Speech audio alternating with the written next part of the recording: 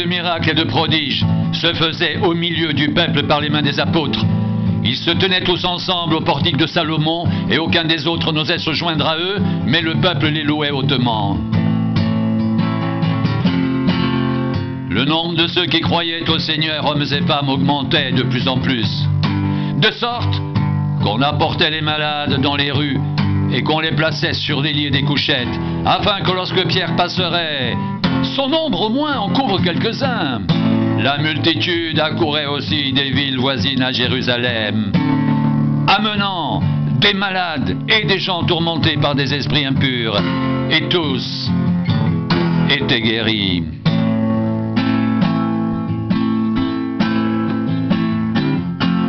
Beaucoup de miracles et de prodiges se faisaient au milieu du peuple par les mains des apôtres. Ils se tenaient tous ensemble au portique de Salomon, et aucun des autres n'osait se joindre à eux. Mais le peuple les louait hautement. Le nombre de ceux qui croyaient au Seigneur, hommes et femmes, augmentait de plus en plus, de sorte qu'on apportait les malades dans les rues et qu'on les plaçait sur des lits et des couchettes, afin que lorsque Pierre passerait, son ombre au moins en couvre quelques-uns. La multitude accourait aussi des villes voisines à Jérusalem, amenant des malades et des gens tourmentés par des esprits impurs, et tous étaient guéris. Cependant, le souverain sacrificateur et tous ceux qui étaient avec lui, savoir le parti des Sadducéens, se levèrent, remplis de jalousie, mirent la main sur les apôtres et les jetèrent dans la prison publique. Mais un ange du Seigneur, ayant ouvert pendant la nuit les portes de la prison, les fit sortir et leur dit: allez, tenez-vous dans le temple et annoncez au peuple toutes les paroles de cette vie. Ayant entendu cela, ils entrèrent dès le matin dans le temple et se mirent à enseigner.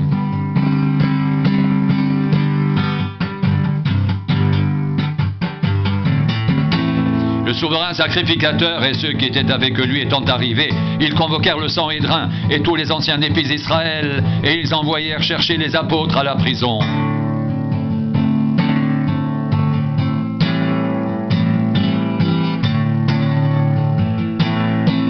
Les huissiers, à leur arrivée, ne les trouvèrent point dans la prison.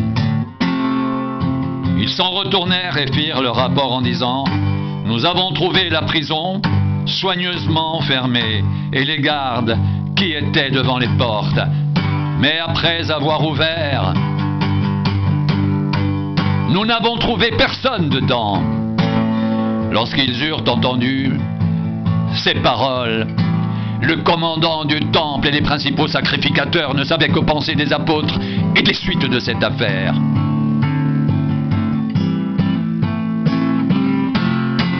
Quelqu'un vint leur dire: voici, les hommes que vous avez mis en prison sont dans le temple et ils enseignent le peuple.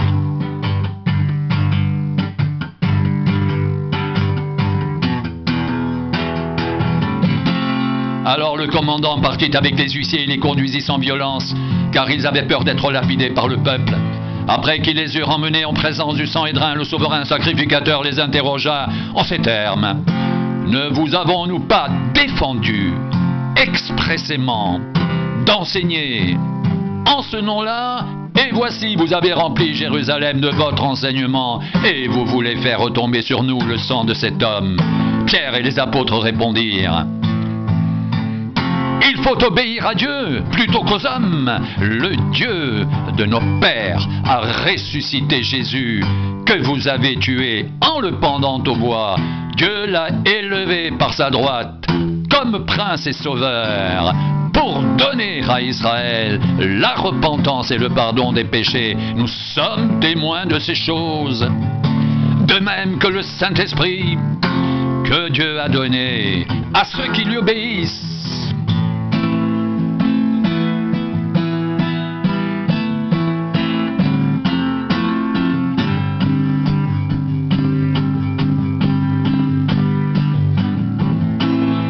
Furieux de ces paroles, il voulait les faire mourir. Mais un pharisien nommé Gamaliel, docteur de la loi, estimé de tout le peuple, se leva dans le Sanhédrin et ordonna de faire sortir un instant les apôtres. Puis il leur dit: Hommes israélites, prenez garde à ce que vous allez faire à l'égard de ces gens, car il n'y a pas longtemps que parut Teudas, qui se donnait pour quelqu'un et auquel se rallièrent environ 400 hommes. Il fut tué et tous ceux qui l'avaient suivi furent mis en déroute et réduits à rien.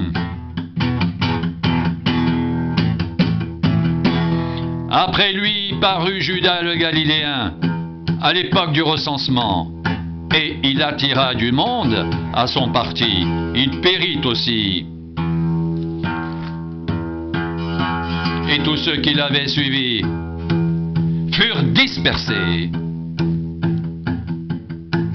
Et maintenant, je vous le dis, ne vous occupez plus de ces hommes et laissez-les aller. Si cette entreprise ou cette œuvre vient des hommes, elle se détruira. Mais si elle vient de Dieu, vous ne pourrez la détruire. Ne courez pas le risque d'avoir combattu contre Dieu.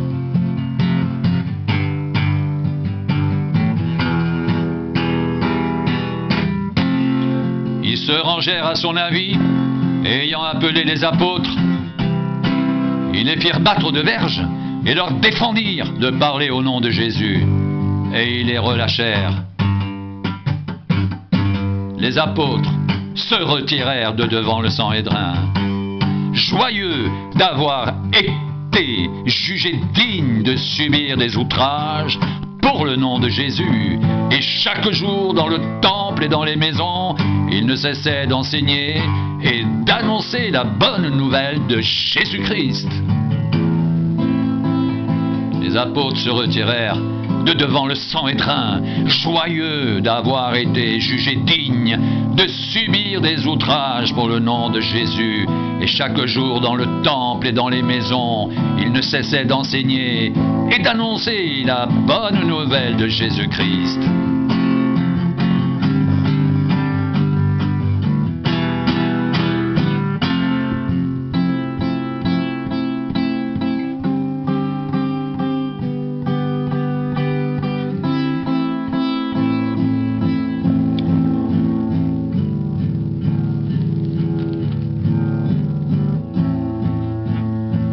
Beaucoup de miracles et de prodiges se faisaient au milieu du peuple par les mains des apôtres.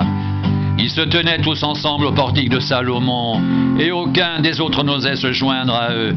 Mais le peuple les louait hautement. Le nombre de ceux qui croyaient au Seigneur, hommes et femmes, augmentait de plus en plus, de sorte qu'on apportait les malades dans les rues et qu'on les plaçait sur des lits et des couchettes, afin que lorsque Pierre passerait, son ombre au moins en couvre quelques-uns. La multitude accourait aussi des villes voisines à Jérusalem, amenant des malades et des gens tourmentés par des esprits impurs, et tous étaient guéris.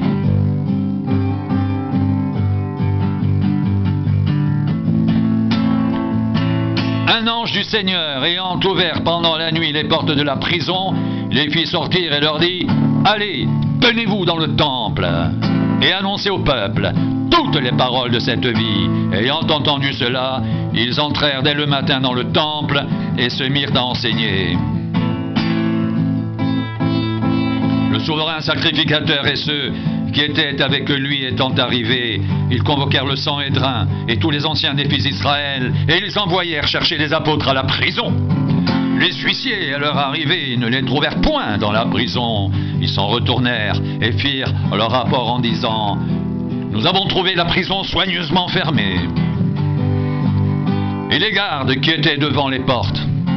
Mais après avoir ouvert, nous n'avons trouvé personne dedans.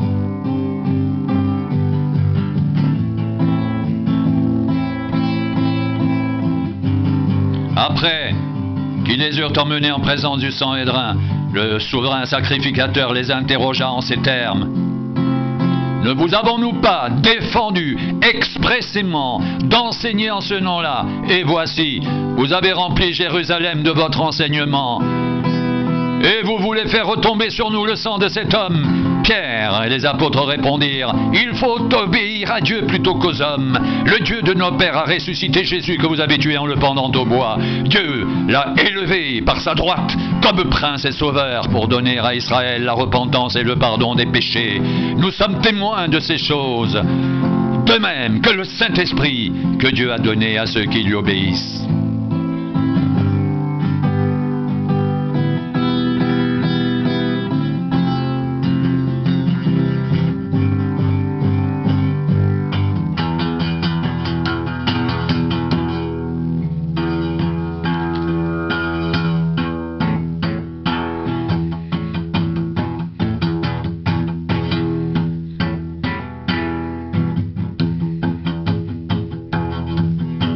Ayant appelé les apôtres, ils les firent battre de verges. Ils leur défendirent de parler au nom de Jésus et ils les relâchèrent. Les apôtres se retirèrent de devant le Sanhédrin, joyeux d'avoir été jugés dignes de subir des outrages pour le nom de Jésus. Et chaque jour, dans le temple et dans les maisons, ils ne cessaient d'enseigner et d'annoncer la bonne nouvelle de Jésus-Christ.